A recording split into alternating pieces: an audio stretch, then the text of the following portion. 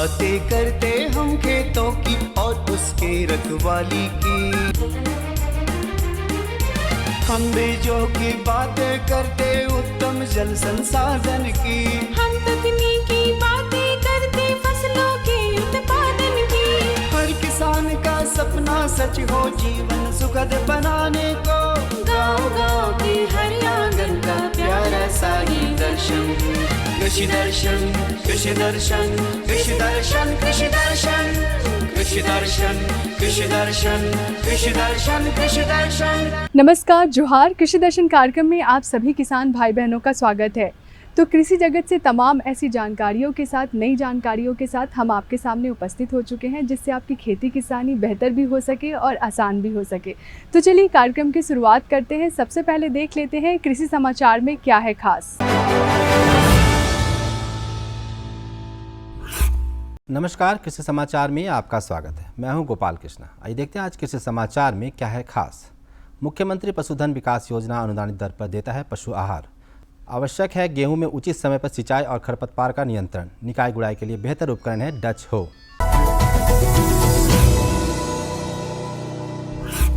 बेहतर पशुपालन में दुग्ध उत्पादन के लिए अच्छा और पौष्टिक पशु आहार एवं पूरक आहार की उपलब्धता सुनिश्चित कराना बहुत जरूरी है। इसी बात को ध्यान में रखते हुए राज्य सरकार मुख्यमंत्री पशुधन विकास योजना के अंतर्गत संतुलित पशु आहार, मिनरल मिक्सचर और शीतवर्धक इत्यादि अनुदानित दर पर पशुपालकों को देने का कार्यक्रम चला रही है। इस कार्यक्रम का लाभ अधिकतम 10 या उससे कम दुधारू रखने वाले पशुपालकों को दिया जाता है। इच्छुक पशुपालक ग्राम सभा की अनुशंसा के साथ जिले के गव्य विकास पदाधिकारी के पास आवेदन कर सकते हैं। किसान भाइयों, गेहूं की खेती में जैसा कि सिंचाई जल की बहुत आवश्यकता होती है, यदि आप गेहूं की फसल लगाए हुए हैं तो लगभग 20 दिन की अवस्था में पहली सिंचाई करें और 20 दिन के अंतराल पर 4 सिंचाई अवश्य करें। यदि सिंचाई जल की कमी है तो पहली सिंचाई के बाद यदि संभव हो तो सिंचाई करें, परंतु पौधे में बाली लगने के समय एक सिंचाई अवश्य करनी चाहिए और साथ ही खरपतवार का नियंत्रण भी आवश्यक। इन बातों का ख्याल रखकर गेहूँ की बेहतर पैदावार ली जा सकती है।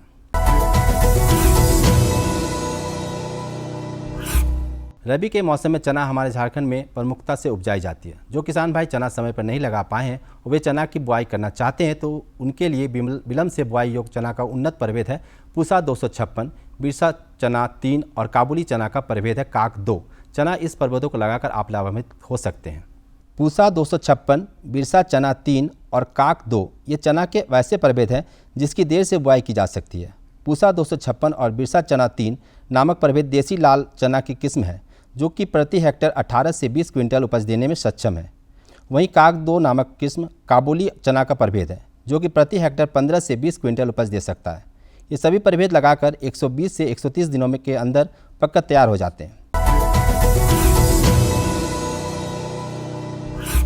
मधुमक्खी पालन खेतीबाड़ी में बेहतर उत्पादन देने के लिए बहुत लाभकारी सिद्ध होते हैं। मधुमक्खियों के द्वारा पर परागण की प्रक्रिया बहुत बेहतर तरीके से होती है जिससे फसलों का उत्पादन अच्छी मात्रा में होता है। हमारे कृषि विशेषज्ञों की सलाह है कि दलहनी, तेलहनी या सब्जी फसलों के साथ मधुमक्खी पालन करें तो अच्छा लाभ प्राप्त किया जा सकता है।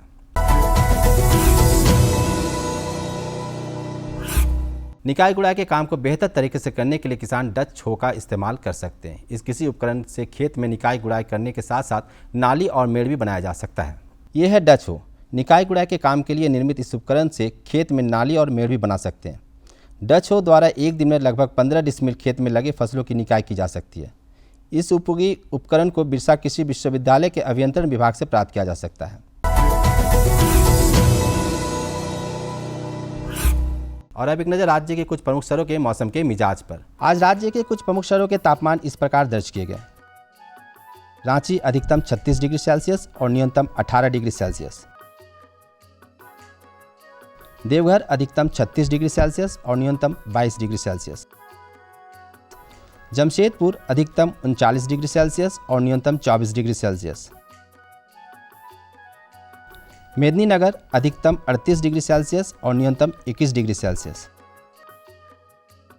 धनबाद अधिकतम 37 डिग्री सेल्सियस और न्यूनतम 22 डिग्री सेल्सियस। कृषि समाचार में आज इतना ही। कोरोना संक्रमण से बचे, संक्रमण से बचते हुए बेहतर कृषि कार्य करें। अगले अंक में फिर मुलाकात होगी कुछ ताज़ा तरीन खबरों के साथ। तब तक के लिए दीजिए इजाज़त। नमस्कार, जोहार।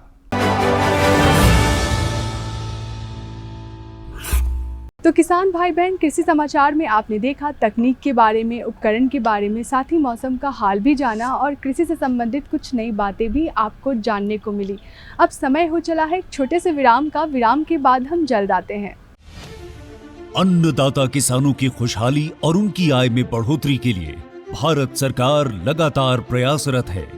माननीय प्रधानमंत्री श्री नरेंद्र मोदी जी के दूरदर्शी नेतृत्व में पिछले 7 वर्षों में खेती को आधुनिक और किसानों को आत्मनिर्भर बनाने के लिए कई निर्णय लिए गए हैं। छोटा किसान बने देश की शान, ये हमारा सपना है। देश के 80% से ज्यादा किसान ऐसे हैं जिनके पास 2 हेक्टेयर से भी कम जमीन है। अब देश में इन्हीं छोटे किसानों को ध्यान में रखते हुए कृषि सुधार किए जा रहे हैं, निर्णय लिए जा रहे हैं। प्रधानमंत्री किसान सम्मान निधि योजना की शुरुआत 24 फरवरी 2019 को माननीय प्रधानमंत्री श्री नरेंद्र मोदी जी के द्वारा की गई थी। पीएम किसान योजना का पूरा खर्च भारत सरकार वहन करती है। इसके तहत लाभार्थी किसानों को हर साल 6,000 रुपए की सम्मान राशि 2,000 रुपए की 3 समान किस्तों में सीधे उनके बैंक खातों में हस्तांतरित की जाती है। अब तक 11 करोड़ से भी अधिक लाभार्थी किसानों के बैंक खातों में 1,58,000 करोड़ रुपए से अधिक की राशि सीधे ट्रांसफर की जा चुकी है। किस्तों की जानकारी किसानों को एसएमएस के माध्यम से दी जाती है। இப்போ நேரா நாங்க வந்து பேங்க்குக்கு ஆக்சுவல் போகும்போது அந்த பணத்தை நாங்க வித்ரா பண்ணிட்டு வந்து நாங்க விவசாயம் பண்ணிக்கிறோம்। इस मदद से बुआई के पहले अब किसानों को बीज, खाद, कीटनाशक और कृषि संबंधी अन्य जरूरतों के लिए साहूकारों के आगे हाथ नहीं फैलाना पड़ता। અને એના લીધે મારે કોઈ જોડે કે સગા સંબંધી કે મિત્રો જોડે મારે ઉછીના પૈસા લેવાની જરૂર પડતી નથી અને એનાથી હું સારી એવી खेती કરી શકું છું। इस योजना से मिले लाभ तथा आवेदन की स्थिति देखने के लिए पीएम किसान पोर्टल लॉन्च किया गया है। इस पोर्टल के माध्यम से पात्र किसान अपना पंजीकरण स्वयं करने के साथ साथ अब तक मिले लाभ और अपने आवेदन की स्थिति फार्मर्स कॉर्नर से देख सकते हैं। इस योजना का लाभ पात्र किसानों को ही मिल सके, इसके लिए इस प्रक्रिया को फूल प्रूफ बनाते हुए इसे आधार और इनकम टैक्स वेरिफिकेशन के साथ साथ फिजिकल वेरिफिकेशन से भी जोड़ा गया है। इसके अलावा किसानों की सुविधाओं और जानकारी के लिए पीएम किसान मोबाइल ऐप भी विकसित किया गया है। पीएम किसान सम्मान निधि योजना का लाभ देश के सभी राज्यों और केंद्र शासित प्रदेशों के किसानों को मिल रहा है। इसे हासिल करके हमारा किसान सबल और आत्मनिर्भर हो रहा है। इस स्कीम ने हमारा भारत सरकार ने हमारा किसान के लिए बहुत बड़ा सम्मान दिया है। इसीलिए हम भारत सरकार को, प्रधानमंत्री नरेंद्र मोदी जी को हम बहुत बहुत धन्यवाद देती हूँ। आत्मनिर्भर भारत की पहचान प्रगतिशील और समर्थ किसान। विराम के बाद आप सभी किसान भाई बहनों का स्वागत है। तो आज की जो हमारी पहली जानकारी है आप सबके लिए, किसानों के द्वारा उन्नत धान बीज उत्पादन। हमारे पूरे भारत में मक्का के बाद सबसे ज़्यादा उगाई जाने वाली फसल होती है धान। तो धान अगर सही फसल आपको चाहिए, धान की अच्छी खेती चाहिए, तो उसका बीज सही होना बेहद ज़रूरी है। बीज का सही चुनाव करना बेहद ज़रूरी है। तो आज हम आपको जानकारी देंगे कि किसानों के द्वारा धान बीज उत्पादन कैसे करें। तो चलिए देखते हैं फीचर और लेते हैं जानकारी। खरीफ सीजन की मुख्य फसल धान झारखंड में बड़े पैमाने पर की जाती है।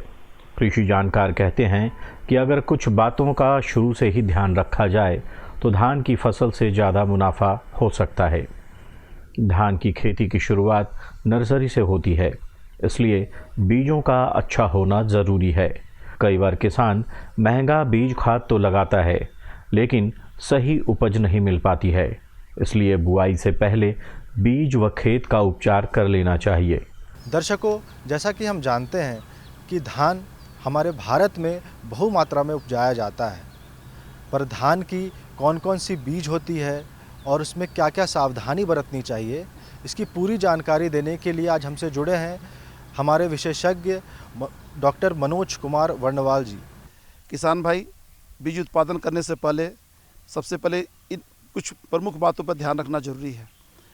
जो भी हम उत्पादन करने जा रहे हैं उसका कौन सी किस्म है, या अच्छे जो भी किस्म है जो कह सकते हैं हाई यील्डिंग वैरायटी, जैसे उदाहरण के तौर पर हम लोग IR36, IR64 DRT1 या जो भी वैरायटी हो उसके बारे में हमको जानकारी होना चाहिए। वो जो भी बीज यूज करते हैं वो बीज हमेशा प्रमाणित होना चाहिए, फाउंडेशन सीड होना चाहिए। फाउंडेशन सीड से ही हम सर्टिफाइड सीड बना सकते हैं जो हम आगे चल करके उसको बेच सकते हैं या तो अपने जो भी अपने लिए यूज कर सकते हैं। इसलिए उत्पादन करते समय सबसे पहले हमको जो भी सीड लेते हैं वो सर्टिफाइड सीड कह सकते हैं कि फाउंडेशन सीड जो मार्केट में उपलब्ध है उसी से ही लेना चाहिए। जनरली फाउंडेशन सीड जो होता है उसका अलग से टैग लगा रहता है। वो टैग या तो पीला या तो सफ़ेद होता है। वो टैग जो अगर फाउंडेशन सीड लेते हैं तो उसका टैग जनरली देखा जाता है पीला कलर का होता है। बीज महंगा होना ज़रूरी नहीं है, बल्कि विश्वसनीय और आपके क्षेत्र की जलवायु और मिट्टी के मुताबिक होना चाहिए। धान बीज उत्पादन के बारे में जानकार कहते हैं कि मई महीने की शुरुआत से किसानों को खेत की तैयारी शुरू कर देनी चाहिए ताकि मानसून आते ही धान की रोपाई कर दें। तो सर फाउंडेशन सीड लेने के बाद उसको हम लोग रजिस्ट्रेशन कराते हैं। रजिस्ट्रेशन कृषि भवन रांची में उसका रजिस्ट्रेशन होता है। रजिस्ट्रेशन के परिणाम तब हम सीड का प्रोडक्शन ही कर सकते हैं, क्योंकि अगर आप रजिस्टर्ड नहीं कराते अपने सीड को तो वो सीड आपका सीड नहीं कहलाता है। तो सीड प्रोडक्शन में इन बातों का ध्यान रखना पड़ता है। हमको सबसे पहले उसका रजिस्ट्रेशन करना पड़ता है। रजिस्ट्रेशन बहुत ही आसानी से आप कृषि भवन रांची में करा सकते हैं। जब सीड की प्रोडक्शन की बात होती है तो सीड प्रोडक्शन करते समय में इस चीज़ को ध्यान रखा जाता है कि जो भी बीज हो वो सही करने का वैरायटी उसका पता चलना चाहिए। साथ ही साथ उसका सबसे पहले हम लोग नर्सरी में सीड गिराते हैं। नर्सरी में सीड गिराने के बाद में उसका सीडलिंग तैयार करते हैं और जनरली 20 से 25 दिन जो खास करके होता है खास करके जो हम लोग खरीफ में लगाते हैं या गर्मा में कह सकते हैं 35 से 40 दिन में उसका सीडलिंग तैयार होता है और उसका रोपाई करते हैं। रोपाई करने के फलस्वरूप समय समय पर उसमें हमेशा देख रेख करना पड़ता है ताकि उसकी जो भी शुद्धता है या प्योर सीड जो बने उस चीज़ को ध्यान रखा जाता है। उसमें किसी तरह का अगर इम्प्यूरिटीज़ ये कह सकते हैं कि जो अदर वैरायटी के कुछ कभी कभी मिक्सचर देखने को मिलता है 1-8%, तो उसको हमेशा फील्ड से निकालना पड़ता है। कहने का अर्थ यह है कि अगर उसमें दूसरे किस्म का किसी तरह का कोई धान अगर है तो उस समय के अनुसार उसमें रॉगिंग करना बहुत जरूरी होता है। किसानों को बीज शोधन के प्रति जागरूक होना चाहिए। बीज शोधन करके धान को कई तरह के रोगों से बचाया जा सकता है। दोमट और चिकनी दोमट मिट्टी धान की नर्सरी के लिए उपयुक्त होती है। नर्सरी लगाने से पहले खेत की 2 से 3 जुताई करके मिट्टी को समतल और भुरभुरा कर लेना चाहिए। वहीं खेत में पानी की निकासी के लिए उचित इंतज़ाम होना चाहिए। सबका जो भी टिलर निकलने की अवस्था एक समान जैसा हो या फूल आने की अवस्था एक समान जैसा हो, उसमें दाने बनने की अवस्था एक समान जैसा हो, हर तरह से वो समान रूप से दिखाई पड़ता है। और जब हम सीड प्रोडक्शन की बात करते हैं निश्चित रूप से प्योर तभी रहेगा जब समय पर उसको सारा जो भी रॉगिंग करने का ऑपरेशन करते हैं वो समय समय पर करते रहना पड़ता है। यही नहीं, बीज उत्पादन करते हैं उसमें कीड़ों का प्रकोप या किसी बीमारी का प्रकोप नहीं होना चाहिए। अगर कोई भी लक्षण दिखाई पड़े यथाशीघ्र उसको रोकने का उपाय करना चाहिए, चाहे हमको कोई केमिकली स्प्रे करना क्यों न करना पड़े। उदाहरण के तौर पर बताना चाहेंगे, अगर कीड़े का प्रकोप होता है धान में, बहुत सारे खास करके स्पेसिफिक जो कीड़े होते हैं, चाहे स्टेम बोरर हो, चाहे कह सकते हैं कि उसमें लीफ फोल्डर हो, चाहे उसमें गॉल मीज हो या वो जो भी हो कि किस तरह का कीड़ा लगता है तो समय अनुसार उसको हमको वास्तव में उसका रोकथाम करना चाहिए। नर्सरी के समय धान की जो किस्में मध्यम से या देर से पकती हैं उनकी रोपाई जून के दूसरे सप्ताह में कर लेना उचित होता है। वहीं देर से पकने वाली किस्मों की रोपाई जून के दूसरे से तीसरे सप्ताह तक करनी चाहिए। विशेषज्ञ कहते हैं कि धान की बिजाई करने से पहले बीजों को अंकुरित कर लेना चाहिए। स्टोर करते समय में भी इस बात का ध्यान रखा जाता है कि उसका कुछ उसके साथ में कुछ इंसेक्टिसाइड मिला दें ताकि उसमें किसी तरह का स्टोर्ड ग्रेन पेस्ट का भी अटैक नहीं हो। तो उस तरह से करके हम उसका भंडारण भी करते हैं। भंडारण करने के बाद में जब अगले बार उसको बीज को अगले बार जो बुआई में यूज लाते हैं तो इस चीज़ को ध्यान रखा जाता है। जहाँ जब आपने रजिस्ट्रेशन कराया था तो उसका एक टैग मिलता है, वो टैग आपके पास होना चाहिए, तभी हम इसको कहेंगे ये आपका सर्टिफाइड सीड है या फाउंडेशन सीड है। जो भी अगर ब्रीडर सीड से फाउंडेशन सीड बनाते हैं तो उसमें हमारा अलग टैग होता है, फाउंडेशन सर्टिफाइड सीड बनाते हैं उसका अलग टैग होता है। इसीलिए पहले रजिस्टर्ड करना चाहिए ताकि हमारा सीड में चेन में आ सके या सीड रूप में वो एक्सेप्ट हो सके। तो जब हमारे पास सर्टिफिकेट उसका जो टैग मिलता है, इसका मतलब हमको सर्टिफिकेट उसका मिल गया है। तो इस तरह से करके हम कह सकते हैं कि हम आप सीड प्रोडक्शन कर सकते हैं। तो सीड प्रोडक्शन करते समय में शुद्धता पर विशेष जोर हम लोग लगाते हैं और उसके जर्मिनेशन वो भी बहुत इंपॉर्टेंट होता है। जर्मिनेशन पे भी उसका विशेष होना चाहिए। 98% से ज़्यादा जर्मिनेशन होने पर हम कहेंगे कि प्योर सीड है। तो इस तरह से हम खास करके बोलते हैं कि हमारा सीड प्रोडक्शन होता है और इन सब बातों का खास कर ध्यान देना है। तो किसान भाई बहन, अभी आपने देखा किसानों के द्वारा धान बीज उत्पादन के बारे में आपने जानकारी ली। तो चलिए कार्यक्रम में बढ़ते हैं आगे, आपको देते हैं अपनी दूसरी जानकारी। हमारी दूसरी जानकारी है गर्मियों में सब्जियों में बहुत तरह के कीट और रोग लगते हैं, तो उनका सही प्रबंधन कैसे करें। गर्मी का मौसम आ चुका है और हमारे बहुत ऐसे किसान भाई बहन हैं जो सब्जियों की खेती करते हैं। तो सब्जियों की खेती में जो सब्जी आप बो रहे हैं उसमें बहुत तरह के कीट और रोग तो लगते ही होंगे, लेकिन सही जानकारी के बिना आप सब्जियों की सही तरीके से देखभाल नहीं कर पाते हैं। तो सही जानकारी होना बेहद ज़रूरी है। तो चलिए मिलते हैं विशेषज्ञ से और लेते हैं जानकारी कि गर्मियों में सब्जियों में जो कीट और रोग लगते हैं उससे उनका प्रबंधन कैसे करें। किसान भाइयों, आप अपनी आमदनी बढ़ाने के लिए मुख्य फसल के साथ साथ सब्जियों की भी खेती करते हैं, पर जब सब्जियों में कीट या कोई रोग लग जाता है तो भारी नुकसान भी उठाना पड़ता होगा। तो आइए आज हम जानते हैं कि गर्मियों में सब्जियों में लगने वाली कीट एवं रोग से कैसे निजात पाया जाए, उसका प्रबंधन कैसे किया जाए। ये जानकारी देने के लिए हमसे आज जुड़े हैं डॉक्टर A.K. द्विवेदी सर।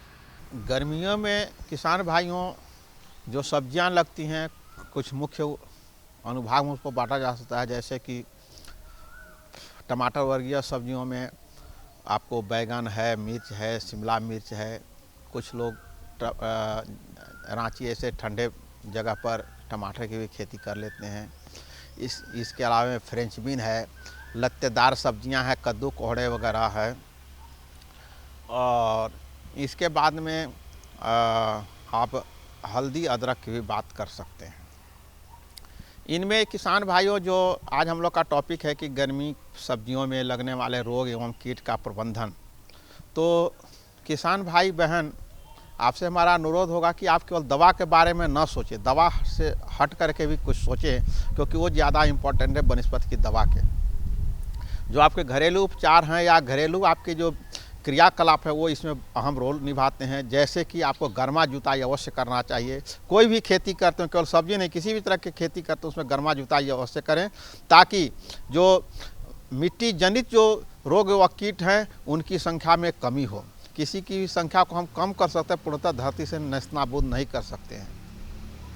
दूसरा है कि आप जो घरेलू उपचार आता है, जैसे कि राख वगैरह का प्रयोग करना। राख देने से राख से कोई कीट या रोग मरता नहीं है, लेकिन जो आपका पत्ते पर जब आप राख छिड़क देते हैं तो वहाँ पर कीट लगते नहीं हैं। तो इस तरह से आप उनको, लेकिन हाँ ज़्यादा राख छिड़के रहेगा हमेशा के लिए तो फिर वो फिर जो है सो प्रकाश संश्लेषण में प्रॉब्लम होगा। इस दोनों के बीच में तारतम्य बैठाना होगा। तो आप बीच बीच में ही राख छिड़के जब देखें कि ये कीट ज़्यादा लगने जा रहे हैं तभी, अन्यथा ऐसे पहले से नहीं।